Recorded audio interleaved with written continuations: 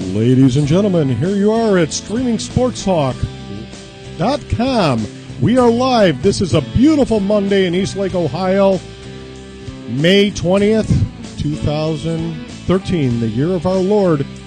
And this is Cleveland Sports 360 with your host, LG. Guys, take it away.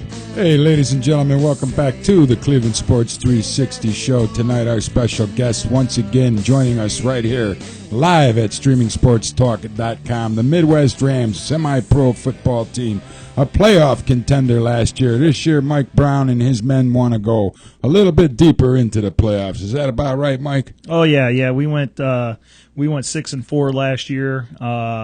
6-5 if you count the playoff game that we lost. This year we're looking for that 10-0 run and add another 3 more and get that nice big ring. Well, joining us live right here is a couple members of the Midwest Rams semi-pro football team. To my right, your left, is Mike Kresovich, the running back from the Midwest Rams. Mike, how are you, man? Pretty good. How you doing? Not too bad. Tell us a little bit about how long you've been playing with the Rams and where'd you get your football experience before you came and joined up with the Midwest Rams? Actually, this is my first year with the semi-pro Midwest Rams. I played Mount Union College after high school. Oh, yeah, Mount Union. Yeah. Did they pay you there, man? No, I wish. Are you sure? Yeah, they didn't give you no money at Mount Union? I had a guy insisting they gave him $3,000 down there. No. I thought he was. Larry Karras that way. I thought he was full of it myself, to tell you the truth. But Mount Union, they had a pretty good football program. Yes, what, 2 years ago? Oh, a couple years ago. Yeah, I'm a little older now. They've got a pretty good record going. Yeah, they impressed a lot of people and turned a lot of heads for a little school like that, I'm saying. What division is that? 3. Yeah, I mean, they did a great job at Mount Union. So were you a running back at Mount Union as well? No, I was actually a free safety. Oh, yeah, so you switched sides of the ball, huh? Yes, I did. Did you ever have any consideration of going down and joining up with the Cleveland Browns? They need some secondary help, man. No, I'm good there. You're good? You need to ask Mike about his OSU experience. Yes. Did you have some Ohio State University experience? Yes, I played rugby for Ohio State. Rugby? Yes. I seen that on TV. What was it, last week or something? That's a big thing down there, huh? Yes, it is. That looks like a violent sport. It's, what do you think's worse, the football or the rugby? Football. At least in football, they're not hitting you with that thing, right? Oh no, the rugby. You don't have the stick. That's lacrosse. Oh, that must be what I saw then. Yeah. The stick with the net on the end of it. Yes. Yeah, they're crazy down there at Ohio State, man. Yeah, hey, everybody's crazy. So hey, we gotta mention the Cleveland Indians. They just got done sweeping the Seattle Mariners, taking 4 in a row from our former manager Eric Wedge. Now we all understood why he's the former manager. I don't know if you guys had any opportunities to see the games yesterday or today, but really, Justin Smoke. if Justin Smoke was playing for me and I was Eric Wedge, he wouldn't be getting on that plane to go back home to Seattle. He'd be on a frickin' Greyhound bus and going down to the nearest AAA affiliate, which is probably a good distance away from Cleveland, being with the Seattle Mariners. He dropped some routine balls that were thrown to first base that gave the Cleveland Indians some which we're glad. I mean, don't look a gift horse in the mouth. We're glad to see it happen. He dropped a couple routine balls today that gave us some extra outs. And when you give a team as red hot as the Cleveland Indians are right now, I think they're 17 out of the last 21 wins. Yeah, 17, 21. 4 in a row over the Mariners for a sweep. We're 2.5 games ahead of the Detroit Tigers, and I think for the first time in a number of years, Jim Leyland better change his drawers coming into Cleveland tomorrow, man. Remember, he didn't want to change his drawers making that playoff run a couple years ago. He said he's going to keep the same underwear on. This time he might be crapping his pants a little bit coming in and facing Terry Francona in this red-hot man. Cleveland Jim Leland's a good coach. You know what? They don't have it, he man. He did good work with the Pirates back in the day, and then over there now. And well, you got to bring up a Pittsburgh team. While you're on I'm the not a Cleveland fan. Sports I'm not a fan of the Pittsburgh Pirates. Look at the Pirates last year, man. Pirates. The Pirates were cruising right along, and the same thing affected them that affected the Cleveland Number Indians. one, I'm no fan of National League baseball, right? To start with, and number two, even though I bleed black and yellow, for everybody knows I'm a Steelers guy, but I've never really been a Pirates fan. I've always been with the red and blue. Always been with the Well, Indians. I tell you right now, man, I really truly think that Leland has to be a little bit concerned coming in to face this red-hot Cleveland. I mean, it's still early. We're not even through the month of May yet. We got a lot of baseball left. We're 42 games. What are we, 42 or 43 games? I think it's 42 games into the season. May. It's still May. 42 games into the season, and we're winning. I think these guys are for real, though, man. I do too. Hey, while we're on baseball, can I give Absolutely. a shout out to my guy? Give a shout out to your guy, man. I got a good friend, Joe Whitmer, who we sponsor a softball team for him from Old Brooklyn in a youth league. The website is obyl.org. And they're always looking for sponsors. We sponsor what kind of baseball team. is this? It's youth league softball. Okay. It's slow pitch softball. They get the kids into playing and out there being active. I think last year they had 400 kids participating. So it's all the way from 6 years old on up, I think, to 14. But it's great organization, and they try to get all the kids they can. So they're always looking for sponsors. There's always those kids that don't have the opportunity to play because mom and dad don't have the money. So the Midwest Rams, not only as a semi-pro football team, you also sponsor some youth softball. Absolutely, activity. you have to give back to the community. There's we do this for the love of the game, and I think it's good that we promote other sports too, especially for the kids. I mean, you don't want these kids just sitting in the house, getting their thumb work out all the time. That's what's going on these days, too. Get them out and get them active. And then they grow up and get a rifle and go out and kill somebody. It happens. It happens. Unbelievable. You being the gun advocate that you are. The big tattoo on your arm there, man. Not too many guys walk around with a submachine. What do you call that? That's an assault rifle. An assault rifle tattooed on their forearm. Does that help you in the football Welcome field, to the gun man? show, Do man. people look Welcome at to you the and gun say, show. "Man, I'm scared of this guy"? No, there's a lot of guys with a lot more crazy ink than I've got on their faces and on their neck, and I'm definitely no gangsta. So tell me, Mike Brown, obviously the Midwest Rams was looking to have a good season. You got off to a first start, a big win over the North Coast Vikings. The Vikings were coming into the 2013 season. We had a couple guys from the North Coast Vikings come down and visit us here on the Cleveland Sports 360 show, and I know firsthand that these guys were looking to get off to a fast start and try to run away with the semi-pro football season. What's the name of the league you're playing in now? The Ohio Football League. Right, and you used to be with what, the Heartland? No, actually, we were never with the Okay. Heartland Football League. Last year, we were with the Great Lakes Football League. That was primarily a Michigan-based league, not a fan of going to Michigan, that's for sure. But these guys, they were ready to run around claiming the trophy, I'm pretty sure. They claimed they were ready. It didn't look like it on Saturday. So you came away from this game with a 28-12. Is that the 28-12. correct score? It should have been more. We had a long touchdown. Another one of our running backs broke one for about 45 or 55 yards. That got called back on a phantom holding call, and then we had about an 80-yard kickoff return coming right out of halftime.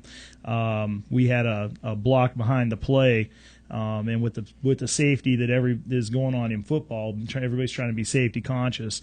The block was well behind the play, so they called us on it, and that slowed the game down a little bit. I'm sure we could have squeezed in one or two more scores there instead of having to drive down and score a touchdown. So, well, listen, ladies and gentlemen, if you want to call in tonight, the number's 216-672-4300. Pick up the phone if you're out there listening. You want to talk to Mike Brown or Mike Kresovich, the running back for the Midwest Rams. Mike, what kind of defense do you think these Vikings put on the field, man? I mean, you being a running back, were they able to control the line of scrimmage? Were they able to try to stop you guys? Tell us a little bit about the defense you faced as a running back. I tell you what, our offensive line pushed them around quite a bit. There were a lot of holes, and our running backs were either too powerful for them or too quick getting on the outside. So they didn't seem to slow us down too much. So you were able to run all over these Vikings. Yeah, we ran inside, we ran outside.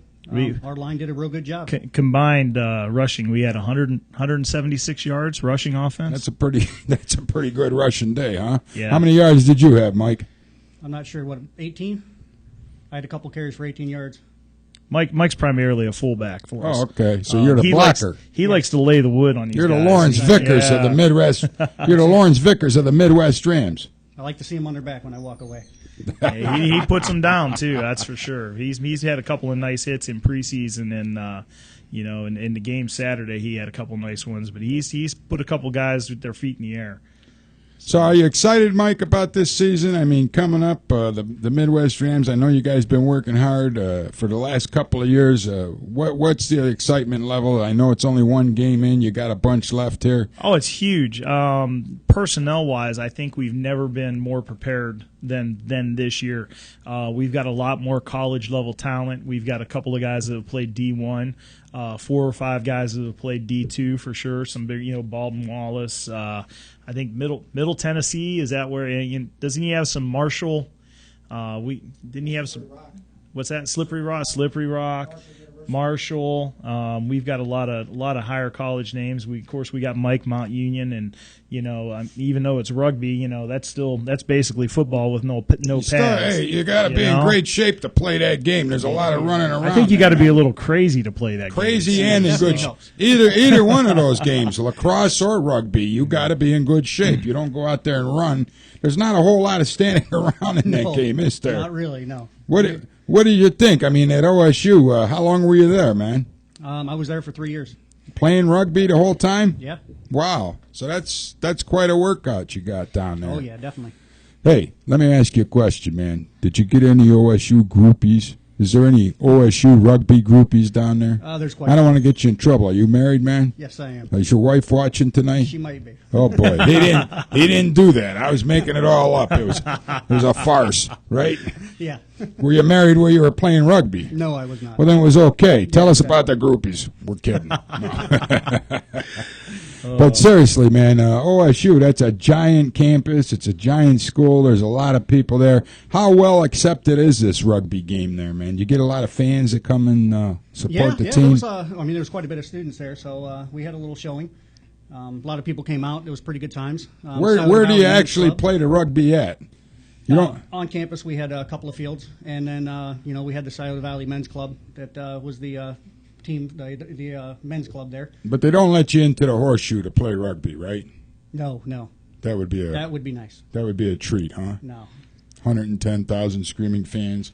I'd love to play in front. Where are you guys playing your home games at this year, Mike? Most of our games are going to be at Lutheran East High School. Matter of fact, Saturday at 5:15, that's our next home kickoff. We're going to be taking on the Akron Rage. And then I think the Akron Rage, correct me if I'm mistaken, but didn't they beat the North Coast Vikings in the first game like 68-0? No. It was a different team in Akron. Okay. Yeah, that was the Legends, Ohio Legends. Ohio Legends. Yeah. Okay, but they're from Akron, right? Canton. Oh, Canton. Okay. Yeah, but we've got this game against the Rage coming up, and then the following week we go out to Grafton, I believe, and take on a team from Lorraine, and then the week after that we're going to be playing under the lights at Case Western Reserve University. Oh, that'll be a treat, man. That's a nice facility. Oh yeah, absolutely. They did a lot of work place down there. It's looking good, right? Yeah, that's going to actually be a give back game for us. We're going to be playing down there. We're going to be collecting canned goods and clothing and donating to food bank and give us the time and the date and what people need to do, man. Put this on tape so we have it. It'll be on the internet later. And our Case Western game is going to be June 8th with an 8:15 kickoff. That's going to be at Case Western Reserve University, and we're going to be taking on the Mahoning Valley Tigers out of Youngstown. And what do the people need to bring with them, man? If you bring it's going to be a $7 admission without a donation, a $5 admission with a donation of a canned good or any type of new or gently used clothing. So there you have it, man. Get some discounted ticket price. Get in there and help somebody out at the same time.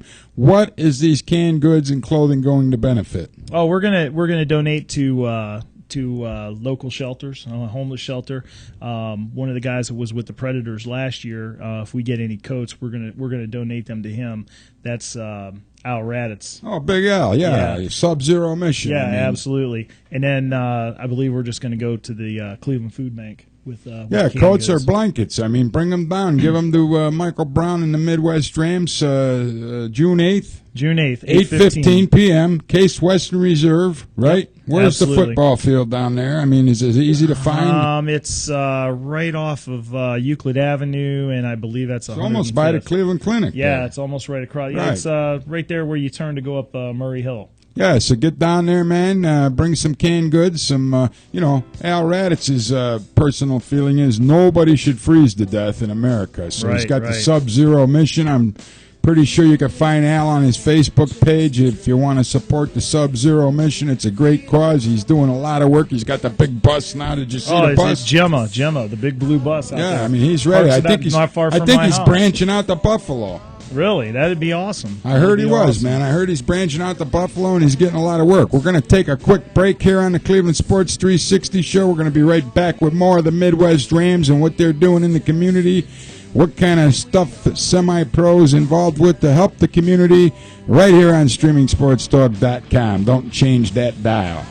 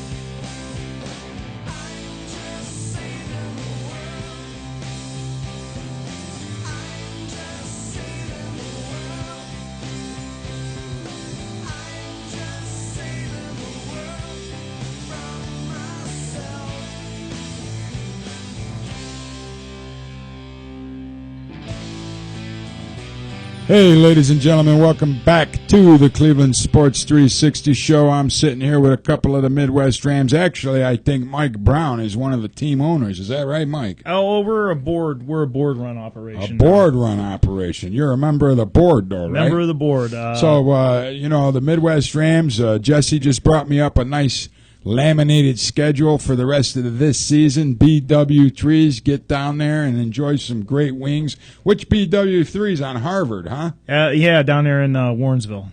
Yeah, that's not too far from South Point Hospital, I'm pretty sure. Ahuja. Ahuja. Yeah. Well, that's... Oh yeah, we've got some discount cards we can. Well, they're not discount cards. They're sponsor cards for us. Anything over $10 that you spend down there, 15% of that comes back to the team. Well, that's fantastic, man. Everybody get down to the Buffalo Wild Wings at 26200 Harvard in Warrensville Heights by the Ahuja Medical Center, but South Point's down the road a little bit because Beth works there. Oh, okay. But look at this. I guess we could scratch off the North Coast Vikings. Put that in the W column. You get a big black marker and shoom. And then you're home against the Akron Rage. Yep, I know a few of the guys on that team. 525, and in the 6-1, you're traveling to Lorain County Nightmares, huh? That's a this brand could be new their team biggest this year. nightmare, playing the Rams. What do you think, Mike? I'm ready. Holy smokes, we're getting a phone call. It's Big Jeff Woods, the heavyweight fighter. We can't take that right now. We're doing a show, Jeff. Anyways, we got a big game coming up on June 8th at the Case Western Reserve. Case Western. University Field, 105th and Euclid. Bring down some donations, help these guys out, get a big collection. I mean, you guys should have a truck to haul this stuff away. Well, we've got a couple of guys with trucks. So is there anybody down in that area trying to get the promotional material out on the streets so people can come down and bring their donations, man? You know, I don't know if there is or not. That's not something that we've gotten so far to, but we've got a lot of the guys. Man. You keep talking, all right? We've got a lot of the guys putting stuff out on Facebook. I'm doing my show, man. Okay. He's doing his show. This guy, he's a hot news. That's Big Jeff Woods, the Rottweiler. You ever seen him? I'm not a boxing guy. 6'7", 260. We're working on a deal right now. I got to get this guy some fights, man. He's a bruiser. He wants to take on Klitschko. Oh yeah, hey, he thinks he can put him down in 3 rounds. I'd like to see it. This guy's big, man. He's fast. He's in great shape. I mean, he fought in the Navy for the United States Navy boxing. He was a Golden Gloves fighter. I mean, he's a fighter. How did he fit in a ship? Well, I guess you got a duck. I mean, he barely fits through that doorway. Talking about the Navy, I want to give a shout out to one of our players, Aaron Hunter. Yesterday was his last game for the season, possibly. He just deployed. He's a naval reservist. He just deployed with the Navy, so he'll be leaving us, and I believe he's going to be shipboard for the next year. What was he in the reserves? Yeah, Navy reserves. What position did he play? He was a wide receiver, kick returner. Played a little bit of defensive back for us. Now, I don't want to be a funny guy or nothing, but a wide receiver going into the Navy, is that wise? I don't know. What do you think, Mike? I don't You know. heard about the new Navy, haven't you? Yeah, he's a pretty fast guy, though, so. I'm kidding. We have a great deal of respect here on the Cleveland Sports 360 show for all our armed forces that protect us each and every day. You never know what's going on in this world. We got some crazy people over there in North Korea shooting missiles off, going into the ocean. I don't know what they're up to next. Thank God for the military. I just wonder about the future of this country with some of these youngsters, like you were saying with your baseball buddy, getting these youths off the couch, getting them away from the finger playing games and getting them back and getting them into shape. Because back in the day, we won World War II. We won, a lot of battles because of the work ethic of the United States. Absolutely. I'm a little worried, man. Nobody wants to get their hands dirty anymore. That's the truth. Coming up next, we'll talk to Jessie Caldwell a little bit about that. Him owning a machine shop, he can probably attest to the situation that these youngsters don't want to get their hands dirty anymore. Yeah. Everybody wants to be an executive, right? I put my kids to work every day. You got any kids, Mike? 3 of them. 3. What's the ages? 4 through 15. Well, being a 8 football 15. player and getting out there and hustling the way you do and playing rugby and all that, you probably have a strong work ethic that you instilled into your youngsters, right? Definitely. I think some of it is the parents' fault, too, because they don't get these kids going out. So what do you see about this Midwest Rams team this year that gets you excited, man? I think we got a lot of promise. We got some speed. We got a lot of people that like to hit. I think we're going to do well. We need to gel a little bit more as a team, but we got a lot of good athletes out there. We just need to work together and become more of a team, gel a little bit more. You got a good quarterback? Yeah, we got some really good guys. That's good, man. That's a big thing. I don't think the Cleveland Browns have a good quarterback. You know what I'm talking about? I know you don't have a good quarterback. And that's fine with me because I'm also a Pittsburgh fan. So. You're a Pittsburgh fan? Yes, I am. Where did you grow up, man? Near Youngstown. Okay, so yeah, you're close I was to close to the border. you're close to the Pittsburgh Steelers, man. Tell me a little bit about growing up in Youngstown. How old are you, man? I'm 38. So you're old enough to remember the days of the Deep Bartolos, right? What do you think's going to happen to Jimmy Haslam? You think he's in trouble? Could be. You think he's in any kind of trouble like the Deep Bartolos were in, or worse? No, you can't tell. I don't know. I'm not sure. So, he's in the owners' meetings this week. The spring NFL meetings kicked off, and Haslam's having closed-door meetings with some of the different NFL owners because he's pleading his case. I didn't know that my company ripped off all these people for millions of dollars, man. They wrote one company a check for $1 million because they bought an airplane for him. They had to pay off it was like hush money. Hey, yeah, I'd like to. How does a CEO of a company not realize that $1 million check was written? I didn't get my rebate either. Just so you know, Jimmy, you could send it to me and Perry if you'd like. And sign here. Yeah. But seriously, I mean, how does a CEO of a company not realize $1 million check was dished out to keep somebody quiet? Well, it's kind of like football. I mean, you've got different levels of management in there. He's the CEO. He directs the managers. He's not. I think you got to get some special kind of clearance to write $1 million check. I would think, but that would probably fall on the financial officer, though. Well, I got to tell you, like man. Jimmy Haslam. I'm a big fan all of his. The people underneath Haslam that are going to take this fall, they're all dispensable, but the billionaires not. Here we go again, folks. A lot of people. You know me, Mike. I kind of tell the truth. Yeah. I cut right through the crap, and I see how the world operates. And you can't tell me that this went on for 2.5 years. The balance sheet was looking better than it ever looked, ever. And this guy doesn't know nothing? Nothing? Hey, I've find seen it hard to stranger believe. things. I've seen Maybe things. I'm too far gone the other way. I'm not naive enough when it comes to that. We're old and bitter and jaded. Everybody wants to say he probably didn't know nothing, but I don't believe you can write $1 million check and hand it over to somebody and pay off a Learjet, and nobody knows about it at the company. I think somebody knew, but I don't necessarily. You're a board-run football team, right? So let's pretend. I'm sure Pilot Flying J is a board-run company. Yeah. Let's pretend if somebody comes to the Midwest Rams and you guys got to pay out $1 million. If we had $1 million, we wouldn't be playing at Lutheran High School. Right. And I want to be paid, too. Yeah. Well, we understand that, but the principle of the thing is this. The principal part of the question is this. If you did have to do that, which you're economically incapable of doing it, would you know about it?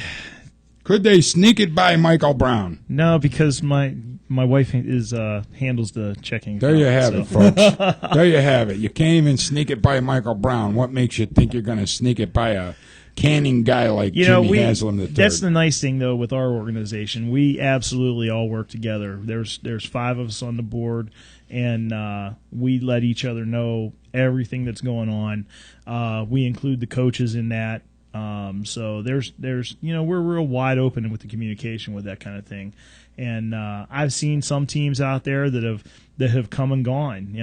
Like the Cleveland Cardinals. They had a meltdown a few years ago. They tried to bring them back, and there was some big discrepancies about the money. And you hear this story and that story, and I don't know if anybody really knows the truth about that one. And it's unfortunate, but that kind of thing goes on in semi-pro all the time. There's a couple of teams down out of Youngstown that are having issues now that have come and gone, and they're here one day and then they're gone the next, and and I hate to see that because it gives the rest of us a bad name.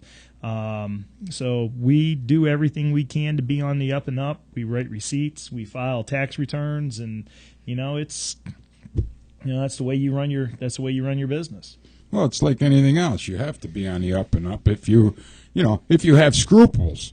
Well, absolutely. I think once you get past the $1 billion mark, you might start losing some of those scruples. I think that happens. How much is enough, man? That's the question I want to know. How much is enough? That's what I want to know. I've never had any, so I wouldn't even know. So, Mike, let's get back to some football and some fullbacking. I think fullback is a position that you see in the NFL is slowly getting away from, man. You know, everybody's into these tight ends these days. They don't really realize the importance of a fullback. But let me pinpoint a question to you now. Even though you're not a Browns fan, last year we got Trent Richardson. He was the number 1 pick for the Cleveland Browns, 3rd overall in the NFL draft. The guy was a beast down there in Alabama. He didn't have no good fullback out there blocking for him. The Cleveland Browns a number of years ago had Lawrence Vickers, who's a personal friend of mine. I've had him on the Cleveland Sports 360 show a couple of times, and he does whatever he can do to get in somebody's way to stop him from getting to the running back. How important do you think a good fullback is to a successful running back? Well, you got to break through the holes. You got to take out the linebackers. I mean, somebody's got to be there. You got to be quick enough to get to the hole and take out the defensive guys. If you don't have a good fullback or if you don't have a good offensive line, you're not going to have a hole. And I don't care how fast you are. If there's no hole, you're not going anywhere. Yeah, that's the problem. I mean, we saw it over and over again with Trent Richardson last year. Until he could break to the outside, a couple of the big long runs that he broke free on. When Lawrence Vickers was in the Cleveland Browns organization, that's the year Peyton Hillis had the 1,107. It was his only good year in National Football League as far as I'm concerned. He ran for 1,172 yards or something in that area. You took Lawrence Vickers out of the equation, and all of a sudden he couldn't do anything. So I really think the NFL needs to get refocused back onto a fullback situation. What would you say about that, man? I would say definitely. You got to have a threat. And if the threat's not there, it's a little easier for the defenders because then they don't have to worry about the inside threats. They can just focus on the outside and the quick backs. They can free up the middle, spread out a little bit more, and they don't have to worry about the fullback up the middle. Yeah, that's where we got to get back to, a good fullback. I remember, you know, and I'm not going to say Biner and Mack. I mean, those were 2 running backs, I'm pretty sure. I don't remember one of them having a fullback title, but they played like one was a fullback, you know. And those are the years that the Cleveland Browns were really a legitimate rushing threat, man, when you had those 2 backs in the backfield. And you know, everybody wants to spread the field, and that's all fine and dandy when you can throw these long passes. But unfortunately, we got a guy who knows. I'm not so sure you're going to improve the accuracy of Brandon Weeden in one off season, man. I mean, some of the misses we've seen him make last year. As a matter of fact, you and I watched a few games together, and you know, there's no way the Browns would have beat the Steelers with a healthy Ben Roethlisberger, right? No. I mean, we had 8 turnovers in that game, and Weeden can only put 20 points on the board. I think you got to get back into the trenches. You got to get a good fullback, just like we were talking a minute ago, Mike. And I think you got to open up the field with a good rushing game. When you're a sincere threat to rush the football, I think you're going to be a better passing team because you got to stay up and cover that rush, especially if you got somebody like you coming through there and busting heads, right? Exactly. Well, I hear the music playing. We're going to come back. We're going to have another guest joining us from the Midwest Rams. One of the coaches, Jessie Caldwell, will be taking Mike's spot. It was good meeting you, Mike. Great seeing you. Nice talking to you, man. Continued success. Make sure you keep blocking for these running backs and get Mike happy over here. So the more blocking you do, the more W's we can put on this schedule behind you. We'll be right back with more of the Cleveland Sports 360 show right here on StreamingSportsTalk.com in just a minute.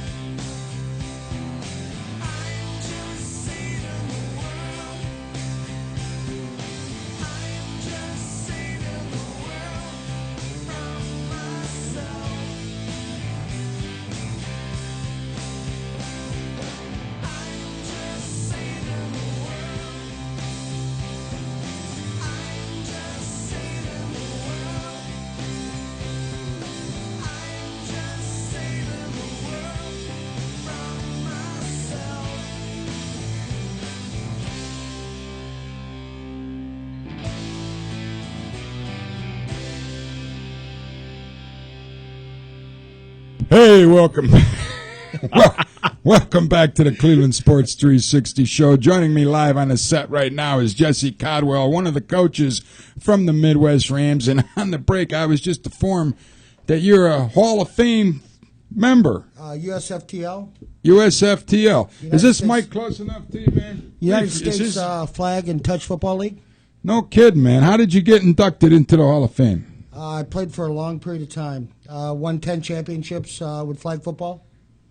So tell us a little bit about your history with semi-pro football. Obviously, you had something to do with the Cobras? Yeah, before that, I played with the team back in the late 70s called the Shrek Vikings, which turned into the Cleveland Lions in the early 80s. Played then. Had my shoulder tore up. Ended up having to quit playing for a while. Played flag and touch for a lot of years.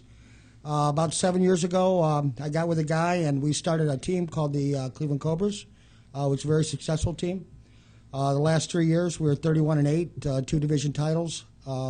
Lost all 3 years in the second round of the playoffs. After that last season, we decided to end it. I had known Mike for a while. We used to scrimmage each other every year. They were getting ready to play in a tournament last year up in Michigan. So I took myself, some coaches, and some players, and we tried to help Mike win a championship in that tournament. And we lost up in Dearborn in the championship. There's nothing worse than a team from the Buckeye State going to Michigan and losing. You understand that, don't you, Coach? Yeah. I'm a team little up north. heartbroken over that, man. The team up north. Nobody in Ohio really likes Michigan. No. You know what I'm saying? Mike, you don't have no love for Michigan. do you? I have no love for Michigan. Yeah, man, I'm a little bit disappointed. Not being from Ohio, I'm not a huge Ohio State guy, but I can't stand Michigan. Well, Michigan football. even if you're not a big Ohio State guy, as long as you don't have any love in your heart for Michigan. Well, they stole. I'm a WVU guy. Being from down around that area, and they stole my guy Rich Rodriguez, and I can't stand him anymore because of the way he left, and I hate Michigan for taking him. Well, the people in Michigan were actually complaining about Rodriguez too. Well, the kind of football he I guess played it's wasn't gotta conducive to Big Ten. Be That's not careful Big what Ten you wish football. for. You know what I mean? Yep, exactly. Let me ask you a question. Being a WVA fan, I noticed that Geno Smith opened his mouth and got in a little bit of trouble for the New York Jets, which is a whole nother topic I'll tell you, I think that's a 3-ring circus with the Rex Ryan being the head. I can't believe Rex Ryan. Come on, man. How long can the Jets really keep Rex Ryan in employment, man? Do you have any coach, you got a guess on that? By game 4. Of this year? Yeah. You think they would really fire him this year?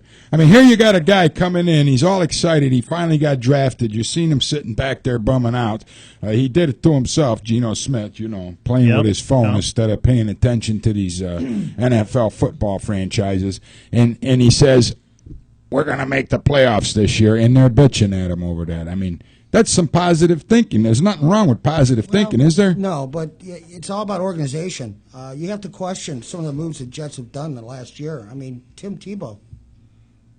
What do you think, you're going to bring extra fans in the seats by bringing him in to play games?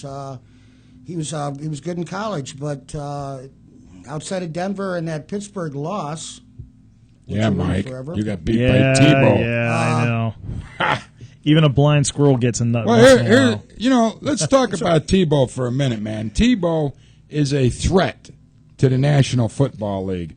Tebow has a cult-like following that the National Football League is actually blackballing Tim Tebow over because they're afraid of God. That's the bottom line truth, man, whether you want to admit to it or not. Ron Mexico had a following from the NFL, too. Fans fall on somebody. They're their favorites. They like to make fun of other people. But nobody, I don't think, in the history of the NFL, and I could be completely off base by saying this, I'm going to say nobody had the following Tim Tebow had. They were Tebowing all over town. Yeah. They were Tebowing on every late show on national television. You couldn't do anything without seeing a Tebow thing. Do you technically tell me that Tebow sucks as a quarterback? There's no NFL quarterback playing in the NFL or even a backup in the NFL right now that's worse than Tim Tebow? Is that what you're saying, Coach? Brandon Whedon. No. I think under the right system, and there's got to be a coach out there somewhere that can make him into a manageable quarterback. You know who could have did it? In my truthful opinion, the perfect match would have been Bruce Arians with the Arizona Cardinals. Yeah. Because Bruce Arians has a formula somehow that he molds quarterbacks into winners, man. You can't say he can't do it. Kurt Warner. Look what he did with Andrew Luck in his rookie season. He led the Indianapolis Colts to the playoffs.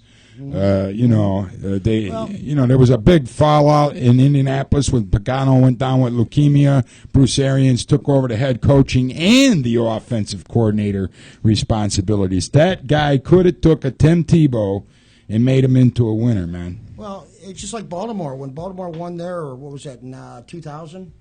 I think their quarterback at that time wasn't a great quarterback. He couldn't throw. Trent Dilfer. He wasn't that Right. great. But he managed the game, and they won. They won with good defense, and they made less mistakes. But, you know, Tebow could fit that mold. the thing I remember is watching the Denver Broncos with Tim Tebow and watching the pass that he threw.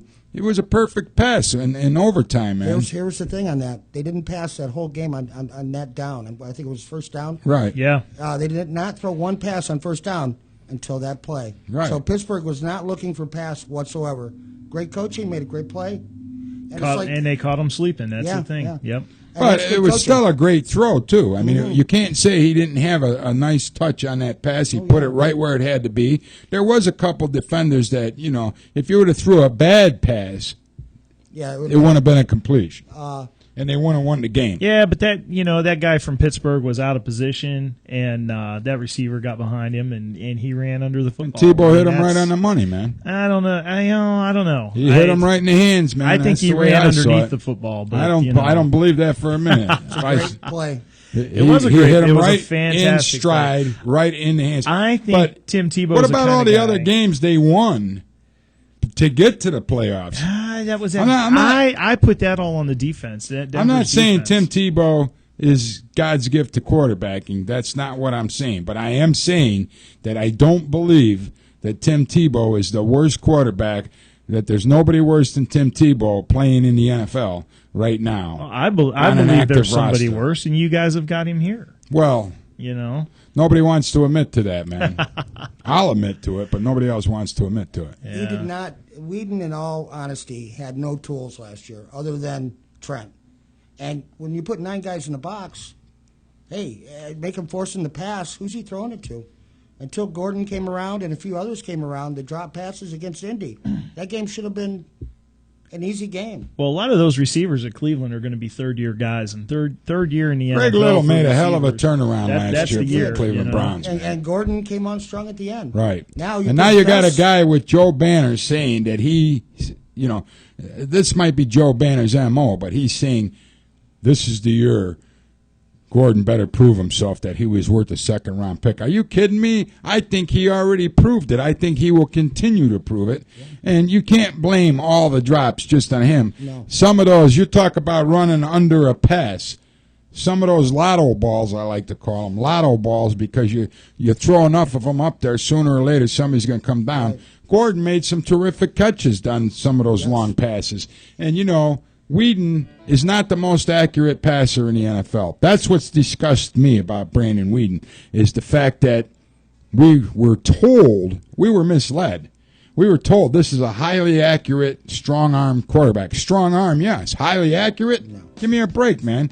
We're going to take a break. Speaking of give me a break, we'll be back with more of the Cleveland Sports 360 show. On the set live with us right now, the Midwest Rams.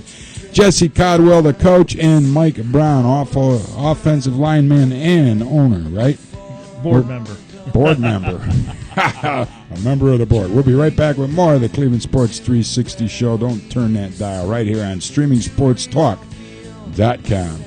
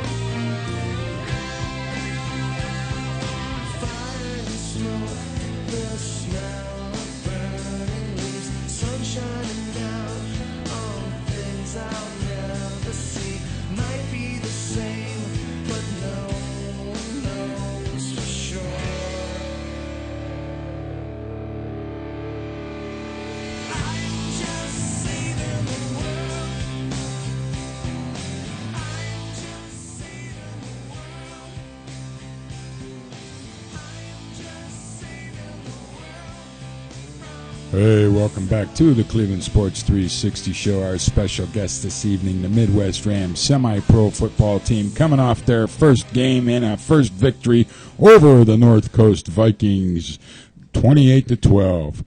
I guess the Vikings fall to 0-3 on the season now with the third consecutive loss.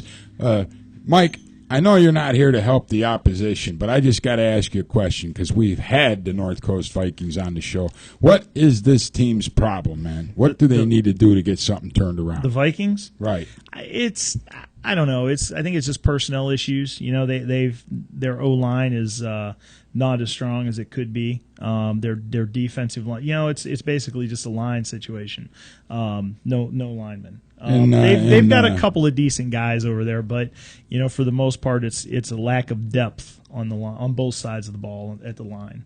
Okay, because these guys were so sure that this was going to be their year. Well, they've got a phenomenal quarterback. They've probably got one of the best. Damian Ivory? Damian Ivory's probably one of the best quarterbacks in the game. You know, he hit us for a score within the first 5 minutes. I think it was their first offensive play of the game. You know, he hit a deep ball for a touchdown. Unbelievable. You know, at least on their first drive. And, you know, we had pressure on him the whole day. He was scrambling around in the pocket, and he's not a guy that likes to run around, and he's definitely not a guy that wants to get hit. You know, I don't think any quarterback wants to get hit, but, you know, it's part of the game. It's part of the game, yeah. But you know who really doesn't want to get a hit? Who's that? Brandon Wheaton.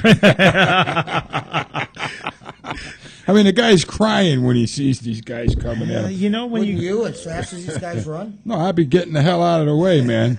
Hey, if you're standing behind a colander for an O-line, I mean, that's pretty funny though, man, that these quarterbacks don't want to take a hit. But you know, you got to admit, in the NFL especially, it's a very small percentage of athletes that make it there, right, Coach? I mean, you've played with a lot of great athletes over the years. You've been doing this a long time. You got your Hall of Fame ring, whether it's flag football or not.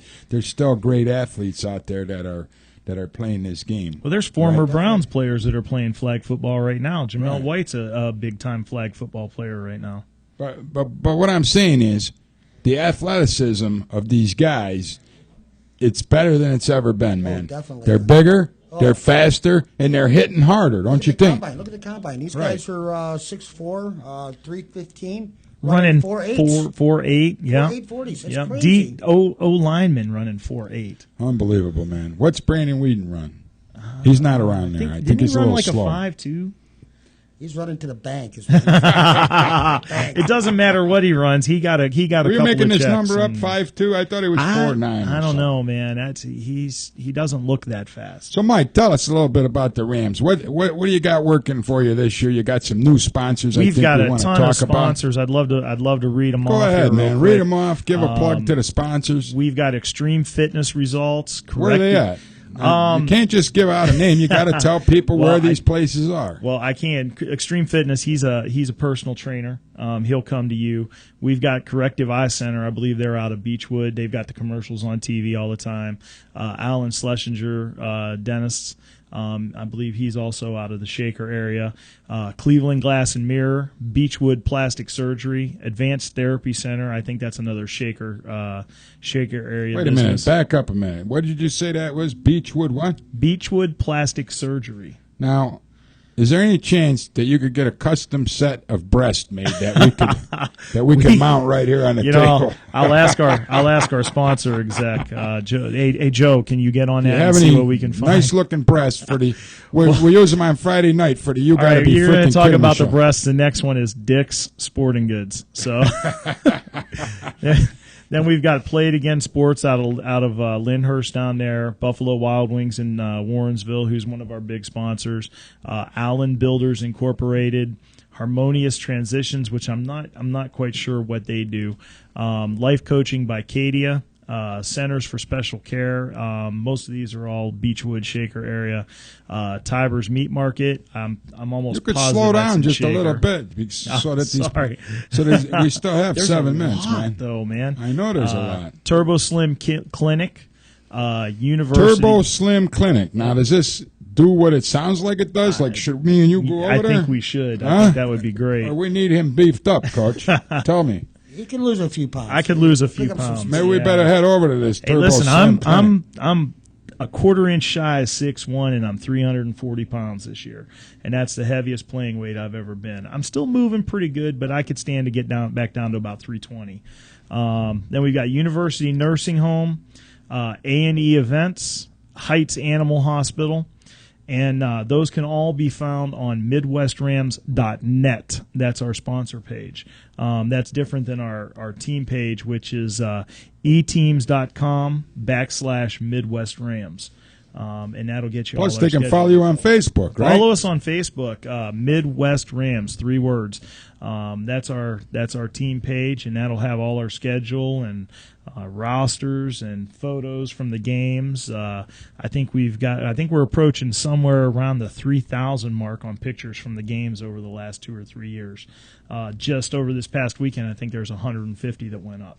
Well, I got to tell you, man, as soon as this show's over, we're going to run over to this Turbo Slim, and Let's go, man. After we stop and get some wings, I think. Got to have the energy to get turboed up. He's in, too. I'm awake now. We'll go to the Captain's After we go Club, to the right? Buffalo Wild Wing Cafe on the way back from the Captain's Club. Hey, LG, if you go to Turbo Slim, you're going to be there for a year and a half at least. You think so? That doesn't signify the word turbo. That means quick. Quick, man. That's what it signifies to me. But, Coach, tell me, man, how's Mike Brown performing out there with this new weight? I think the heat's coming on now. You're going to sweat it off of him a little bit, right? Wednesday at practice. Wednesday at practice, yeah. He'll be sweating it off. That could be a 5 to 7 pound weight loss right there, man. Yeah, that's okay. But we're fortunate. Even what you talk about the heat, man. It's brutal out there. I work outside. I'm in construction for my regular job, and you sweat like hell. But it's nothing compared to playing football in 95 degrees. Me and Randy Brewster, your buddy, we played next to each other at that other team. The other team up north. Yeah. Right.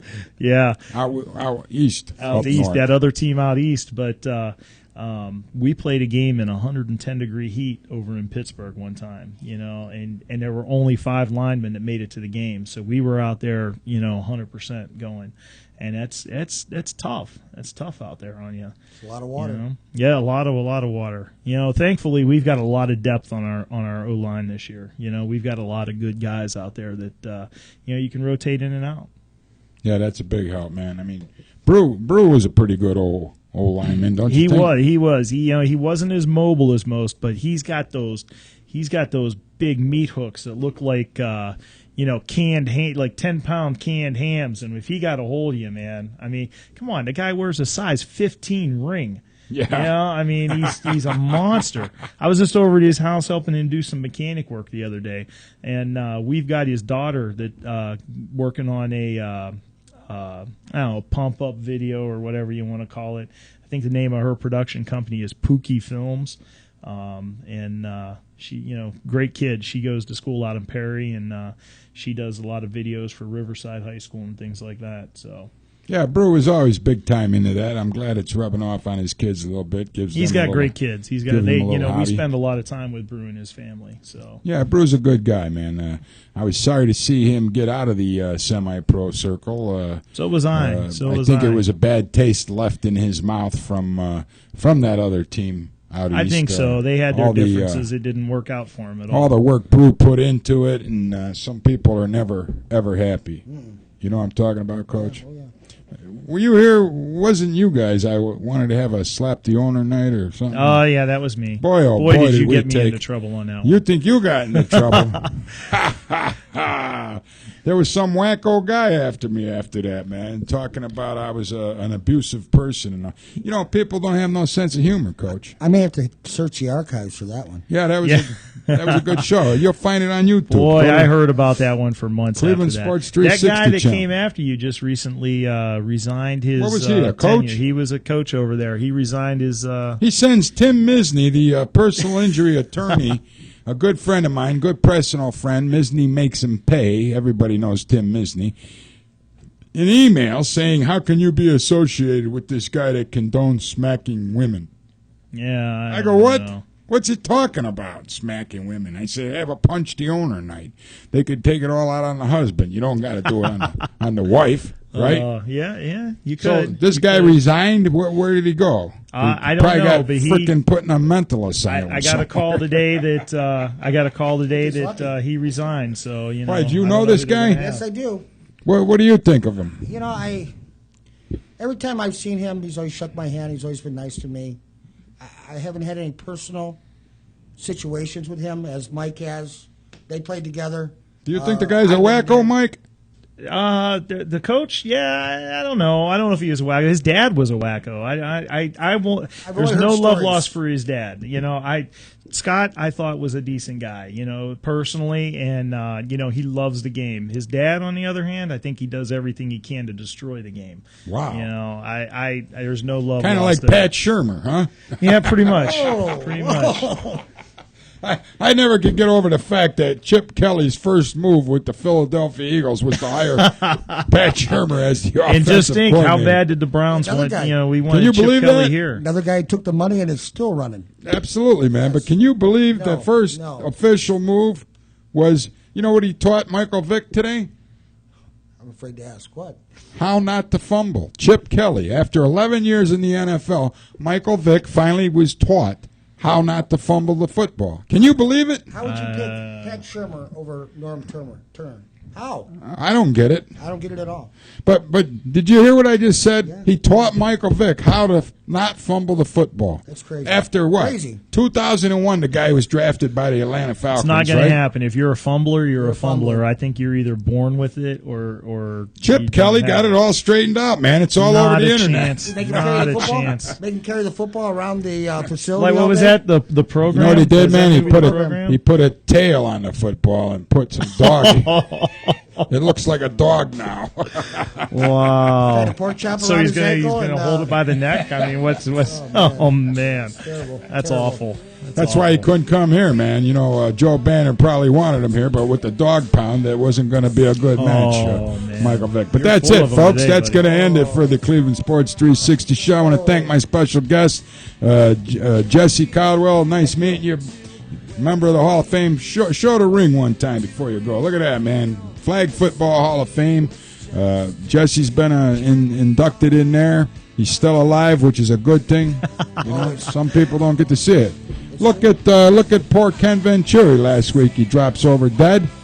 He suffered in the hospital for 3 or 4 months, and he got inducted into the Golf Hall of Fame just a week earlier than that. See what I'm saying? You just never know, man. Michael Brown, it's always a pleasure, sir. Always, Larry. Midwest Rams, look them up. Give their website one more time. www.eteams.com/Midwest Rams. There you have it. Get down there, catch the Rams football, especially June 8th at Case Western Reserve. Bring some food items with you. Bring some the coats schedule. and bring some blankets.